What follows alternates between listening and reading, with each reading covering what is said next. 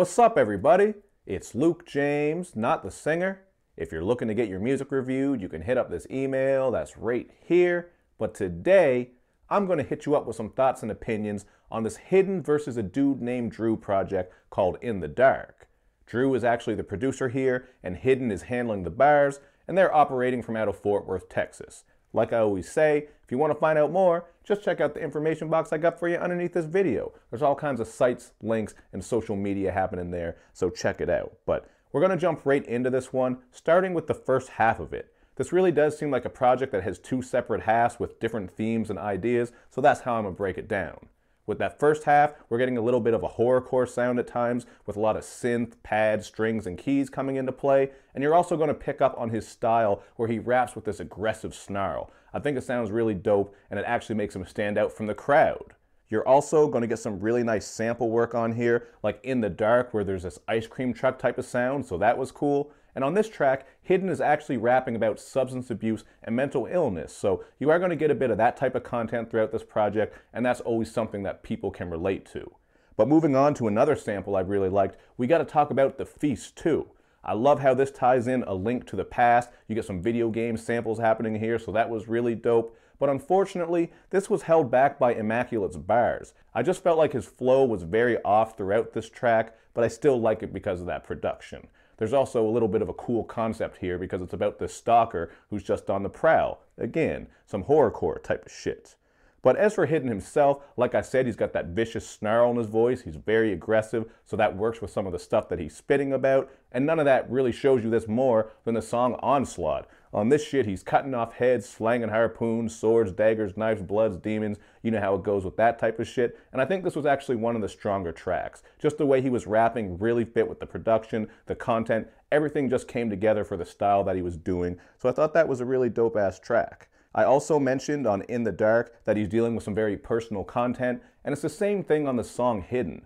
On this one, it kind of seems like he's battling with himself, his real self, and this hidden character who he has going on. So that kind of ties into this idea I have of this album being split into two halves. He didn't tell me that. Like, I don't know if that's what he was really trying to do, but that's how I kind of took it. So either way, I thought that was pretty cool how he was doing that. So, you know, you are going to get a little bit of content on here. But what makes the second half fall off from the first half is that he's not spitting aggressive anymore. When he's not putting that voice on and coming that hard, he really does just sound plain. Sounds like a million other MCs out there. The flow gets a little bit more stiff. Everything about it just doesn't pop. So that was something that really held this project back for me.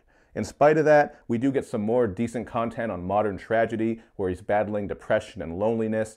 But this was one of my least favorite tracks by far. The production kind of has that old school Eminem sound, like when he first started producing with that low quality sound bank. So that was something that I could have done without. But there are still a couple of decent moments on that second half. I like that sample on Amazing, where we get this Wild Wild West type of sample, so that was interesting. And then with the song Hey, we get this lighthearted tribute to hip hop. It's just very funny and goofy, and I thought it was hilarious when he was just trying to find the hook and wondering when he was supposed to come in on the beat, you know what I mean? He actually is even on here just filling in space, so that was pretty funny, man. I think it fit in nicely with the project, so you are getting a little bit of variety here. But unfortunately, I gotta go with a 2.5 out of 5 here. I really was feeling this at first with that first half, very aggressive. I think he was bringing himself together quite well with that. But then the second half just completely lost my interest, with the exception of some of those beats. Some of those beats were still really dope, so I got to shout Drew out for that. The mixing and mastering on this could also be better. It is listenable, but you can certainly tell it's not, you know, pure studio quality. So there are plenty of things to work with here, but I certainly hear some positives. There's a lot of originality here with the sound that he's going with. I think that's quite interesting, and he has some cool ideas as well. So, you know what? Tighten some things up, get some mixing and mastering improved, and I could see a much better project next time around.